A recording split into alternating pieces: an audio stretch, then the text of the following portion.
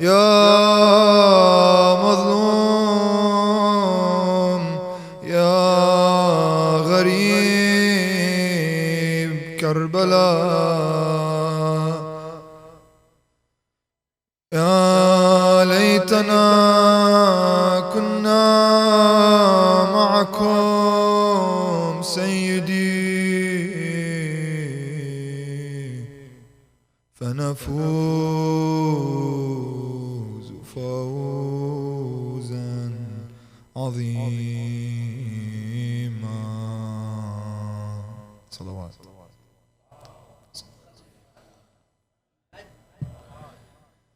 أعوذ بالله من الشيطان الرجيم. بسم الله الرحمن الرحيم. الحمد لله رب العالمين وصلى الله على سيدنا محمد وآله الطيبين الطاهرين.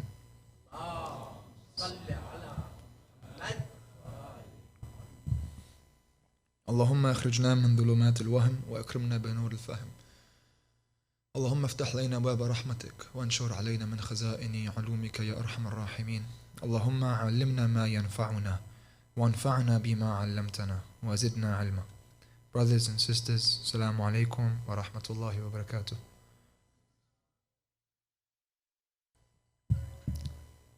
The theme for this year's Muharram lectures will be about the spiritual journey towards Allah subhanahu wa ta'ala. We have so far covered in the last 2 nights the place in which this journey happens. That this journey takes place inside each and every one of us, and specifically inside our core, which is our hearts. And that the sole purpose, the sole point, the main priority in each and every one of our lives should be, how can I attain al-qalb al-salim? How do I attain that heart which is pure?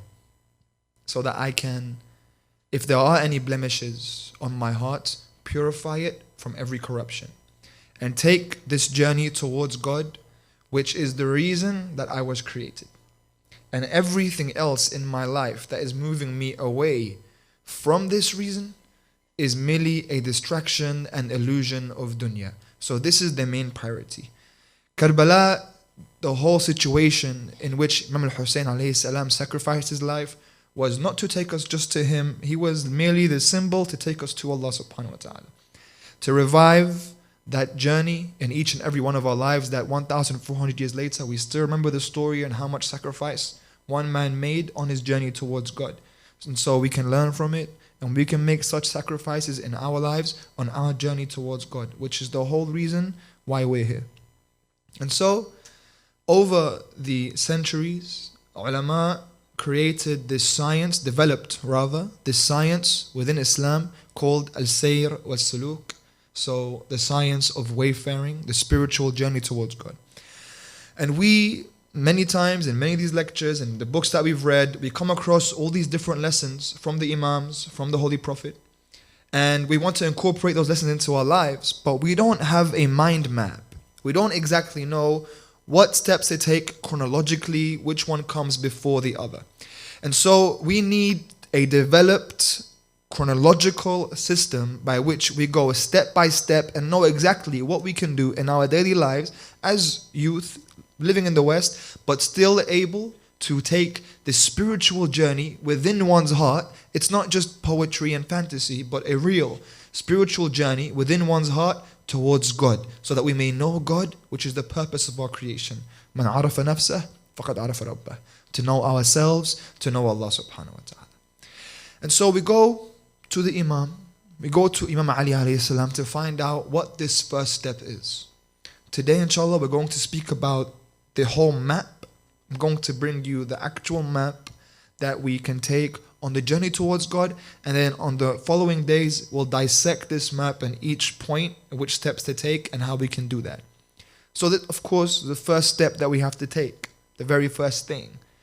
The first thing that we do, we go to the Imam and we ask the Imam. And the narrations of the Imams, we've been growing up with them, our parents tell us of them, and we get used to them to an extent that sometimes we see or read or hear about a narration or a saying of the Imam, whether it's Imam Rida or Imam Ja'far al-Sadiq or Imam Ali alayhi salam, And we underestimate the power and the wisdom of this narration, of this quote. A lot of the time, if you interact with some people that are not from the same cultural or religious background as you, and you bring up a narration from the Imam, and you realize how astounded they are by how profound that narration actually is, and you're surprised because you're like, wow, okay, I knew this. This person has never heard this before, yet they're so impacted and affected by it, because the world outside is rather empty. We have had so much wisdom in our tradition, but for a lot of us, we're almost numbed to it because we're not giving it the time and contemplation with which it deserves. So I'm going to say this narration, and everyone here, or some people here, might think that this is a very simple narration. And so what I want from you is, as we're talking about putting effort into this journey, it's not spoon-fed to us. So if you want to really reap the benefits of the wisdom of the Imams, you have to give it time in contemplation. So whichever narration I'm going to say, I want you guys to think it over and think how many different dimensions this narration has, and which ways it can be understood, and how deep it actually is. In the beginning, you might listen to it, it might not sound that deep. And over time, in contemplation, it becomes something with a lot more depth to you that will impact you. And this is one of the techniques on the spiritual journey, contemplation, that without it, the journey cannot take place. But the first step is what we want. We don't want to be like the angels. When the angels are questioning Allah subhanahu wa ta'ala, and Allah's creating Adam, and they ask Allah, you're going to create another being who's going to shed blood on the earth? They ask Allah subhanahu wa ta'ala in Surah Al-Baqarah. And what does Allah tell them? He says, I know that which you don't know. I know what you don't. And then He creates Adam, and He teaches Adam the names. وَعَلَّمَ آدَمَ الْأَسْمَاءَ كُلَّهَا. And then He tells Adam to tell the angels the names. The names, whatever the names are, the narrations and the tafsir of the Quran, something else. And Adam turns to the angels and begins to speak to them.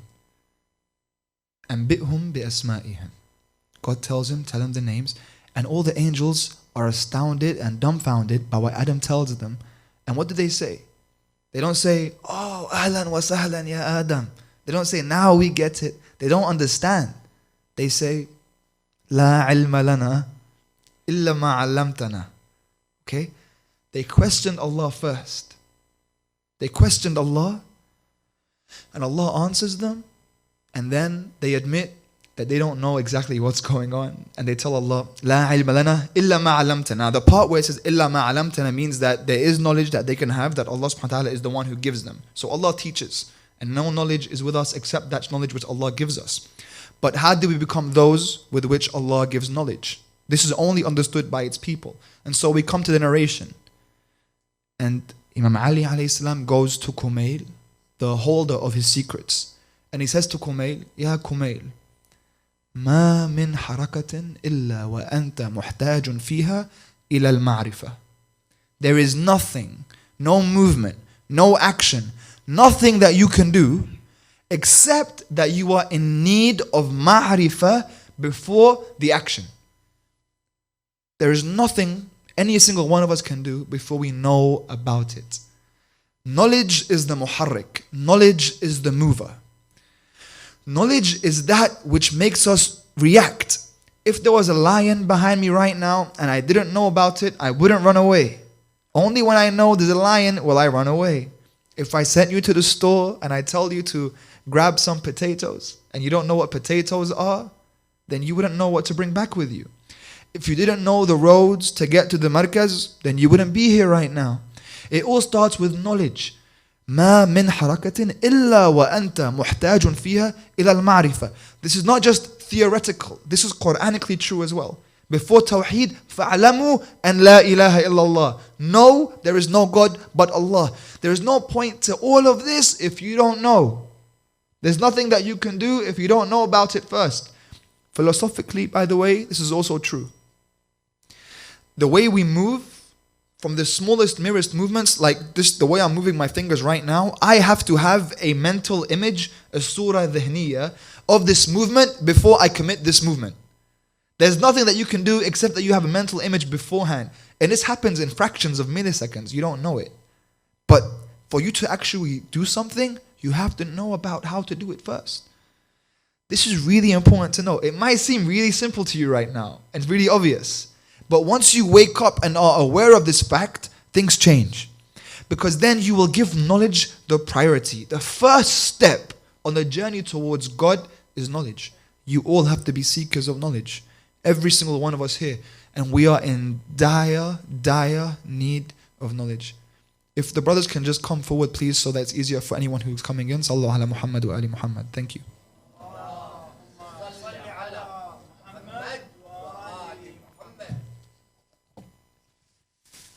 So, we hear it all the time. Knowledge, knowledge, knowledge in all these lectures. Alim, alim, alim, in all these narrations, in all these books. Yet, this is the profundity of what this means. There is no journey to God without seeking knowledge. So if you accept for yourself to be a lay person in terms of, khalas, I know what I know, and I know what I need to know. Don't tell me anything more. I don't want to know. Okay, we know a lot of people like that. The journey to God stops right there. There can be no more journey. Yani that person is going to be that way for the rest of their life because they're not seeking knowledge. Without knowledge, nothing else can be done. So it's very important. It's the portal gate by which you come towards God. And this is for the believer and the non-believer, that knowledge is given to everyone. Allah gives knowledge to everyone. Tomorrow we'll talk more about what the essence of knowledge actually is. But right now, just the map. The first step, Imam Ali says, and please think about this when you go home again, okay? Think about the narration, flip it around, left, right, sideways, think about it in all different ways. And come back tomorrow with a new answer. So that when I'm speaking and you see how everything's intertwining and linking together, you're going to see how profound these words actually are. ما من حركة إلا وأنت محتاج فيها للمعرفة. There's no movement, no haraka at all, nothing. Knowledge is the muharrik. And we are in dire need of knowledge. If we want to move from point A to point B, we have to seek knowledge. There's no way without it.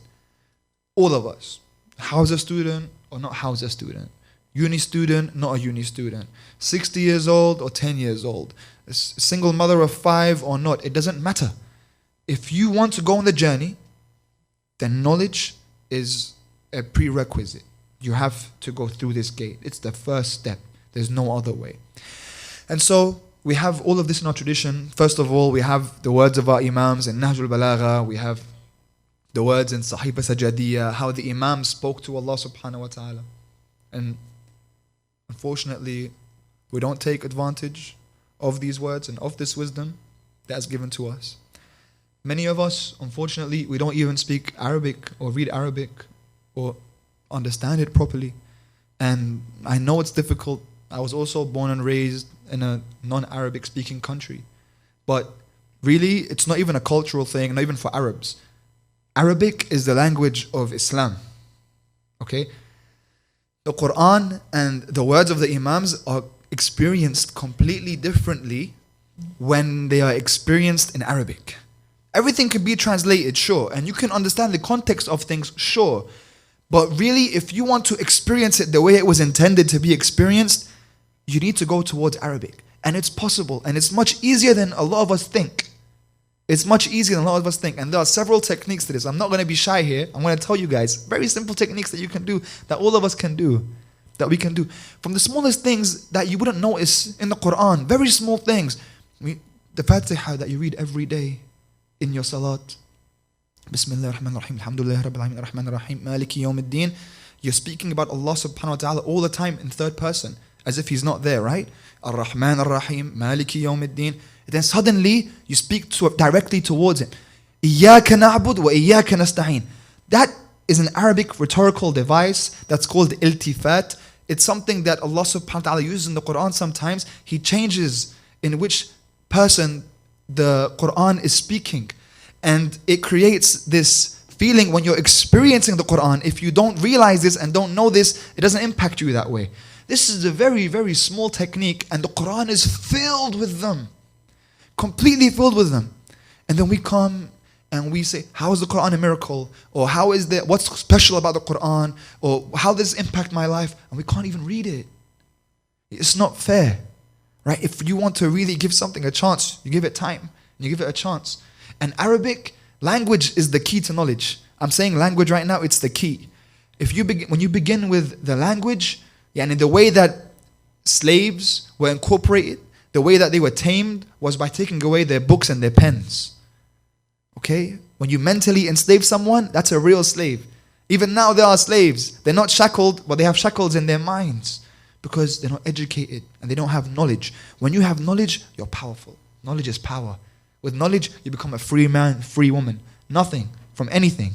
Nothing locks you down. You know better. We are in dire need of it. And so it's upon each and every one of us to go towards seeking knowledge. And we have to give this knowledge a certain period of time of our day. If I'm saying that this is priority, I'm going to aim high. If I'm saying that this is a priority, that this is the first step towards God, that you have to be someone who is intellectual, you have to be someone who is spending time reading and spending time writing, spending time listening, a lecture or a podcast or something, at least spending time in an intellectual discussion with an intellectual other for this growth to occur. We have to be people of knowledge. You have to give of your day 3 hours every single day. 3 hours a day. If you want to go to Allah subhanahu wa ta'ala like a rocket. If you want to go like a rocket, 3 hours a day. If you can't do 3 hours, you do 2 hours. If you can't do 2 hours, 1 hour. If you can't do 1 hour, half an hour. 10 minutes, start somewhere. If you want to go to Allah like a turtle, 10 minutes a day. But 10 minutes going like a turtle is still better than nothing. It might take you a million years, and inshallah you'll live a million years long. But if you really want to give this time, you give it as much time as you can. And you can build up to it. Start with reading just 10 pages a day. Just exercise your minds and read 10 pages a day of any book of your choosing.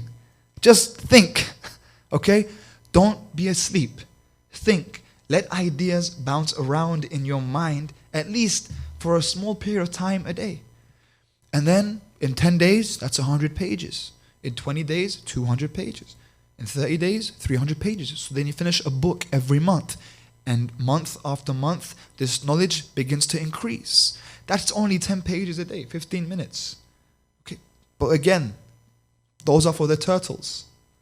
But the rockets, if you really want to go, you give more of your time. When you really want to become a person of knowledge, you give 1 hour, 2 hours. And the tried and tested way is 3 hours. When we were in Hausa, I'm still there, but in Hausa, when we were living inside, we had to sign a contract when we would go inside, because my teacher would say that this is a contract between you and Imam Mahdi. So if no one knows about it, Imam Mahdi knows about it. And the contract was that we had to study 11 hours a day if we want to be part of the Hausa. 11 hours a day. And that might sound like a lot, but it wasn't. And really, you don't have a job, you don't have anything else. All you're doing is studying, so you should be studying, right? But you wake up at 5, 6 a.m., you spend the first 5, 6 hours studying, you take 2, 3 hours break, you spend another 5, 6 hours studying, it's only 8, 9 p.m. Okay? I'm not telling you guys to do 11 hours, 12 hours, 13 hours. My teacher would tell us you should do 15. 15 a day. He's like, you have 5 hours to sleep, 6 hours to sleep, you have an hour for prayer, you have another hour for eating, an hour for going to the bathroom, okay, and the rest of the time study. What are you doing? Okay. But I'm not telling you guys that. You guys do what you want. You guys watch Netflix, play PlayStation, go to school, socialize, but give 3 hours. 2 hours. 1 hour. But give time. You have to give some time.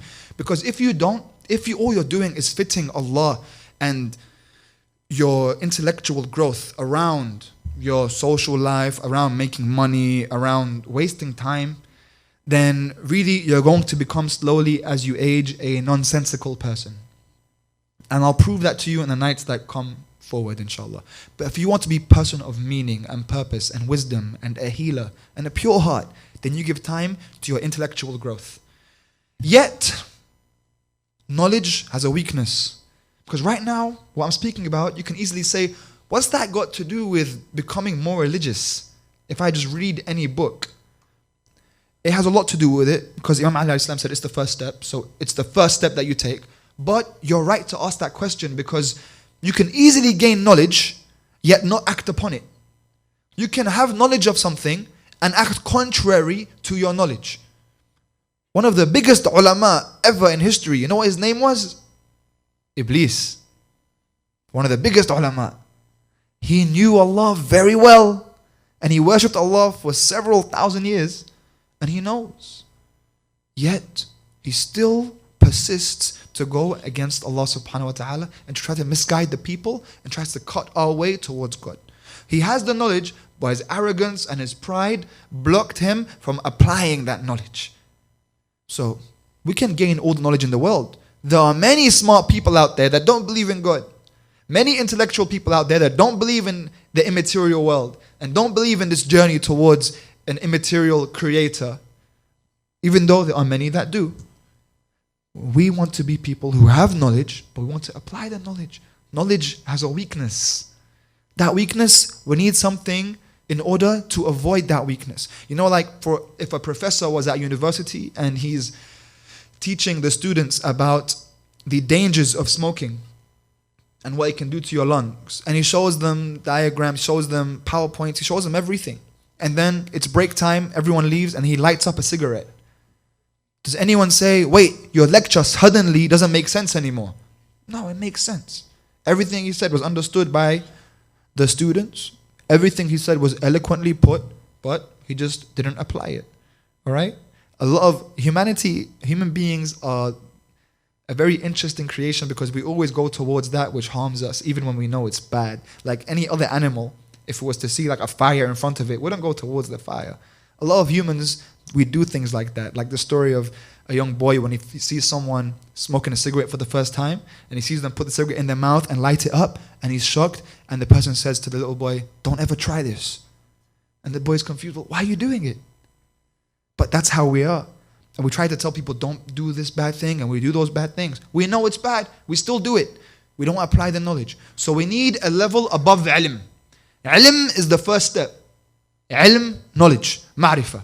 Ilm is the number one step towards Allah subhanahu wa ta'ala. If you don't have ilm, then you're not doing this in the correct order. You can, alhamdulillah, with a sincere heart, you can pray and fast as many days as you can and you will elevate in station. But you will always be limited because you won't have the intellectual capacity to understand exactly what you're doing. What if you were to do all those things and have the intellectual capacity to understand them? Then you grow, you elevate, you amplify everything that you're doing. So why waste your actions? Ilm is the number one step. We need a step above ilm, above knowledge, because we need to apply that. So we need the marhala, we need a stage called Iman. Okay? Iman, faith. What is faith? Faith, Iman, is when the ilm is mustaqir fil qalb. Once the knowledge becomes settled into the heart. Yesterday we spoke about the heart, right? How to create the pure heart. If you want to have the pure heart, what we're talking about, Iman, a heart of faith, you want your knowledge not just to be knowledge that's sathi, not just knowledge that's on the outside. You want the knowledge to be absorbed and become a part of you. You want that knowledge to be in your heart. They say Iman is on the shore of Aman, okay? It's safety. You need to apply this knowledge. And the way in which you do that, there is a bridge. The first pillar is ilm, and the second pillar is Iman, okay? The bridge in between the first pillar and the second pillar is amal salih, good action. That's it. You have knowledge, then you take the bridge of good action. What does that mean? It means you apply the knowledge repetitively, again and again. You do as much as you can to apply the knowledge so that the knowledge becomes absorbed and settled into your heart. Then you are a person of Iman. And Iman is great. That's what we need. We need to be people of ilm and amal, of knowledge and good action. But Iman also has a weakness. Iman is not enough either. Okay, this journey that we're speaking about, the map that we're speaking about, is based on 3 pillars. The first pillar is knowledge. The second pillar is Iman. And the bridge between knowledge and Iman and faith is good action. Amal salih. And I'm going to recount this map every single day. Okay, just in case you're not catching it. So the first step is ilm. The first pillar is ilm. The second pillar is Iman. There's one more pillar.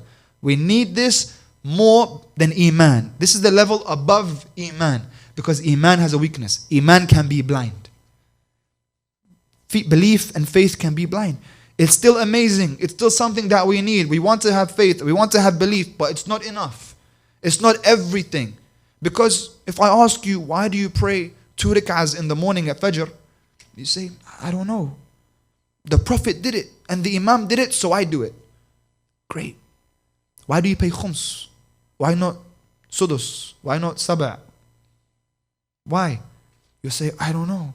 But the Prophet told me to, the Imam told me to, so I do. And that's fantastic. That's a good stage. Iman is great, but it's not enough. Because Iman might one day come across something, a power, that is stronger than it. And because it is blind, it won't be able to fight back. Let's just say, for example, that your Iman is on level 50. And then you come across a desire, a temptation, or an anger that's on level 60. What happens? Iman's blind. Iman knows it's wrong. And Iman wants to fight back. But Iman doesn't know how. And suddenly the shahwa or the anger, the desire, the temptation takes over. And then we do the wrong things that we don't want to do. And then we feel so bad afterwards. And then we come back to Allah and we repent. And we say, Ya Allah, I promise I'll never do it again. And then we do it again. Because we stay on Iman. If we're there. Which again, if you've done knowledge and you're going towards Iman, inshallah, all of us are trying to go towards being people of Iman, but it's not enough. We want something even above that. We want the highest levels. This is what this whole spiritual journey was about. This level that people are always so afraid to talk about, that is called Irfan. Irfan. Irfan, in English, translated to mysticism or Gnosticism, this spirituality, basically. Irfan, all it means here, what's the difference between Iman and Irfan? Irfan is that which you believe, but which you also see. So it's not blind. So you know exactly what's happening. You know exactly what's in front of you. You see things as they are. You see the haqa'iq. You see the bawatin. You see the inner realities of things. You understand how everything works. You understand the meanings behind everything, and you see things as they are. So it's ilm, Iman, Irfan. Okay? Ilm, and you take the bridge from ilm to Iman with amal salih, good action. Iman, there's a weakness. It's not strong enough. We want to be people of Iman, but it's not everything, and there's a weakness. We want to be even more than this. What does it mean when we say the ma'soom? That the Imam is ma'soom, or infallible, that they cannot commit a wrong or a mistake. What does that mean? They're not born in a way in which it's impossible for them to do any wrong. That's not it. They have free will. They can commit whichever action they want. But because they see things as they are, so they don't go towards them because they know for sure that this is wrong. Yani, if there was poison in this cup right now, there's no way I would drink it. If I knew that there was poison in the cup and someone gave me the cup and I was really thirsty and they said, this is really fresh, cold water. And I looked at it and it looked like water, but because I could see the realities, I see the poison. Would I ever drink it? No. The Imam looked at sins, anything that was wrong, the same way that we see the feces of the dog in the street and we move aside from it. Any sin, anything that was to take away from the path of Allah subhanahu wa ta'ala, that's the inner reality of it. And the Imam sees that, and none of us goes towards the feces of a dog. And so a sane person does not go towards that which does not benefit them and actually makes them feel repulsed. This is what the asma actually is. I'll give you an example. Right now when I say the word khanzir, how do you feel? Khanzir. Right? We are brought up with the word pig and khanzir as something meaning really dirty or ugly or disgusting. Right? And a lot of us here, I'm hoping, a lot of us here, if not all of us, have no temptation to eat pig or bacon or pork. As much as people outside say, English breakfast and everything else, bacon and eggs, it doesn't tempt us. It's not tempting. In fact, a lot of you are doing this right now. Right? Because it's khanzir. It's pig. And we brought up in a culture which really finds this thing disgusting. Well, what if you were brought up feeling the same way about something else that was haram? You are ma'soom from khanzir, basically. You can physically take bacon and take ham and put it into your mouth. Physically, you can do that. But you won't. You wouldn't. As much as someone telling you it tastes so good, you wouldn't do it. Because you know you move away from this. You know how detrimental and disgusting this thing, or at least you've been brought up to believe it so much so that you can't. What else if it was the way that we dressed or music or anything else, the things that we have a hard time with? And if we're brought up in that way, then we would be masumin from this as well. So it's real, it's possible. You have a part of it like that in your life already. When it comes to Irfan, we want that but in everything. We want that to know the inner realities of everything. The inner realities of what we're doing and of who we are and who others are and what it is and what this world is and the meaning behind it all and the purpose behind it all. That ilm, Iman, and this takes years and years and years, by the way. To get to Irfan, to know, comes from Arafa, Ma'rifa, to know Irfan, Gnosticism, mysticism, the inner realities, the bawatin, the haqa'iq. And you can see it in the story of Nabi Yusuf alayhi salam, when he's in the room with Zulaykha, beautiful Zulaykha, and she's tempting him. وَرَاوَدَتْهُ الَّتِي هُوَ فِي بَيْتِهَا عَنْ نَفْسِهِ, and she's seducing him. وَغَلَّقَتْ الْأَبْوَابِ, and she starts closing the doors. وَقَالَتْ هَيْتَ لَكَ, and she tells him, come here. And Yusuf is scared because he's feeling temptation right now. What does he say? قَالَ مَعَاذَ اللَّهِ إِنَّهُ رَبِّي أَحْسَنَ مَثْوَايَ. This is Iman. What does he say? He says, no. I seek refuge in Allah from this. Allah is my Lord and He has honored me. I don't want to do this. But he's tempted. Why? Because it's not enough. Iman wasn't enough. Iman was not enough for Yusuf. Because she came, وَلَقَدْ هَمَّتْ بِهِ وَهَمَّ بِهَا. Because she came, she continued to try to seduce him, but the ayah doesn't finish. There. هَمَّتْ بِهِ وَهَمَّ بِهَا لَوْلَا. Except. So he would have fell for her if not for something. What is that something? هَمَّتْ بِهِ وَهَمَّ بِهَا لَوْلَا أَنْ رَأَى burhana rabbih. If he had not seen the burhan of his Lord. What does that mean? The burhan means the proof, the evidence, the burhan of God. That's what we want to see. If Allah is to show you the burhan, that's when you move away from anything that moves you away from God. When God blesses you with that knowledge, He gives you the ability to see the realities, the haqa'iq and the bawatin, truth for what is truth. You see things as they really are. Yusuf, in the room of Zulaykha, he was going to fall. لَوْلَا أَنْ رَأَى بُرْهَانَ رَبِّهِ. He wouldn't fall because he sees the burhan. And we need to ask Allah subhanahu wa ta'ala to show us this burhan. And it's possible for us. It's possible for everyone. Now, the first step was ilm. And the second pillar is Iman. The bridge was good action. We want to get to Irfan. What's the bridge? Is Tahdhib al-Nafs. The purification of self is the bridge. When one engages in purification of self and disciplining the soul, and this takes a lot of practice as well, this is when slowly you begin to purify this heart and become a person of principle and harmony and honor and chivalry and modesty and all these other values that are so dead to this world but are so profoundly stated in our religion, that it takes effort and it takes time. But that this is available to each and every one of us, and this is the map. And every night we're going to be speaking about the different parts of this map. Knowledge, ilm, Iman, Irfan. Okay? Knowledge, faith, and gnosis. In between there are two bridges. Amal salih, good action, and tahdhib al-nafs, purification of self, and disciplining the soul. And there are several techniques for this. People in the world, they have pets. They have pets that they take care of, that they give their time to and give and feed and take them on walks. Shouldn't we take care of our souls? At least show our souls some attention, at least a little bit more than some people show their pets, at the very least. So all these steps are going to take efforts from us. We have to give time to knowledge, and we have to try to apply that knowledge, and we have to pray to God to bless us with the Burhan in which he gave to Yusuf, which he gave to the prophets, which he gave to the Imams, which he gave to people that are not of the infallibles that we know, contemporary ulama, and that hopefully, if we are to earn it, that he can give to us.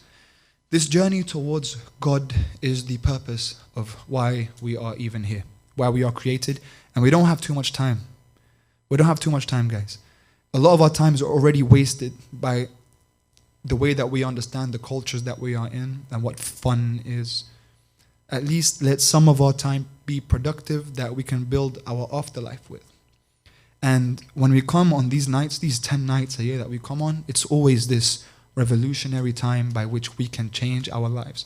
It's 10 days of almost like a school for us, that we can really take these 10 nights and try to make this inner revolution, this opportunity that Imam al-Hussain alayhi salam gave us.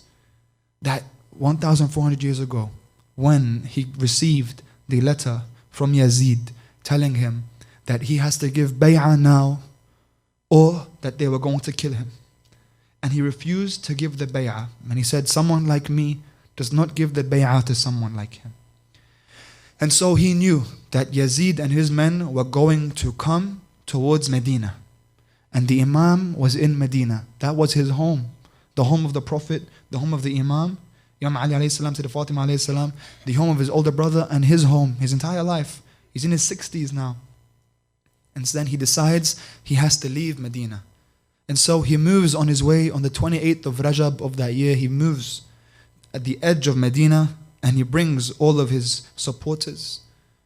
Men, women, he brings Abbas, Zainab, they all get on their horses and they make the caravan by which they are leaving Medina. And this is his hometown, so you can only imagine how difficult it is. If you're leaving your hometown and you know that you're going to go back soon, it's not as difficult. If you leave your hometown and you think perhaps one day I may come back, that's a lot harder because you don't know. But how when you know that you're not coming back? Salama, the wife of the Prophet, his grandmother, his step-grandmother, is coming to say goodbye to him. And he's saying goodbye to Salama on the edge of Medina, and he gives her a piece of clay, of sand, that the Prophet gave him. And he says that this is to stay with you. The Prophet gave me this sand. And whenever this sand remains sand, then you know that I'm still okay. But as soon as this sand turns into blood, then you know that I am no longer on this earth, that I would have been killed. So she takes the sand and now he's leaving Medina and he knows that he's never coming back. And he moves on his way and the caravan moves out of Medina. And you can only imagine all of them looking back. He knows he's never going to go and visit the shrine and the grave of Rasulullah. That was the last time. He knows that was the last time he goes and visits the grave of Sayyidah Fatima Zahra alayhi salam. They leave the caravan and they go towards Mecca. When they are in Mecca, Imam Hussain alayhi salam seeks refuge in the house of Allah subhanahu wa ta'ala. He's receiving letters from Kufa. The people of Kufa are telling the Imam they want him to come. They're telling him they need him to come and they will establish a government with the Imam. And the time of Hajj is coming near. As the Imam is trying to do his Hajj, he hears of the people, the army of Yazid wants to come towards Mecca and shed his holy blood next to the Kaaba. And so the Imam stops his Hajj, makes it Umrah, takes off his Ihram, and he leaves Mecca and he goes on his way. And no one has an excuse because now everyone knows that the Imam is leaving and now he's going towards Kufa. And the Imam knew what he was doing the entire time. And now he's going towards Kufa and he receives a messenger coming from Kufa. And the man tells him, Ya Hussain, we have a message to you coming from Kufa. What is the message? He says, I saw the body of Muslim ibn Aqil being dragged around the town without a head. And he sent his salams to you before he was thrown off of the palace. And so the Imam says, Inna lillah wa inna ilayhi raji'un. He goes towards, he tells everyone in the camp to stop the horses. And he goes towards the young girl Hamida, the daughter of Muslim ibn Aqil. And he takes her to the tent. And he sits her down on his lap. And he tells him to bring him 2 earrings. And he puts 2 earrings onto the ears of the young Hamida. And he begins to rub her head slowly. And she asks, Ya Amma, Why are you treating me like an orphan? Have I become yatim? Have I become someone without a father? But Ya Abu Abdullah, don't let Sukaina see you the way that you're treating this young girl, because whose lap will Sukaina sit on? After the day of Ashura, when she is grabbing your head and crying and hugging your head in the dungeons of Yazid. And the Imam and the caravan get up and they continue on their path towards Kufa, but they are intercepted. They're stopped by Hur, who is waiting for the rest of the army of Yazid to come, and Hur tells Hussain, I cannot let you go through. Hur tells Hussain, you cannot go back to Medina. The Imam says, I'll go back to Medina. He says, you're not allowed. He says, I'll go towards Kufa. He says, you can't go to Kufa. You can go anywhere else, but not Medina or Kufa. And so the Imam begins to walk. And the caravan keeps going until they reach this desert place and the horses stop moving. And so the Imam begins to ask the people, are the people that live by this area? They bring him the people. They tell, what is the name of this area? And they tell him, this area is called Shahat al-Furat. There is a river called Furat here. He says, is there another name? They say, this area is known as Alqama. Is there another name? They say, this area is known as Nainawa. Is there another name? And a man comes and says, Hussain, do not stay in this land. This land is cursed. This land, there's something wrong in this land. This land is known as the land of Karb wa Bala, of distress and of hardship. And then the Imam knows, by Allah, this is the land that was told to me by my grandfather. This is the land that was told to me of Karbala. This is the land in which all of us will be slaughtered. And Sayyidah Zainab comes towards the Imam. Ya Abu Abdullah, I feel anxious in this place. I don't want to stay in this place. Abu Abdullah says, why Ya Zainab? Sayyidah Zainab replies, I hear a voice ringing in my ears. It's the voice of a lady, the voice of what sounds like a mother. And she keeps calling out, oh, walado,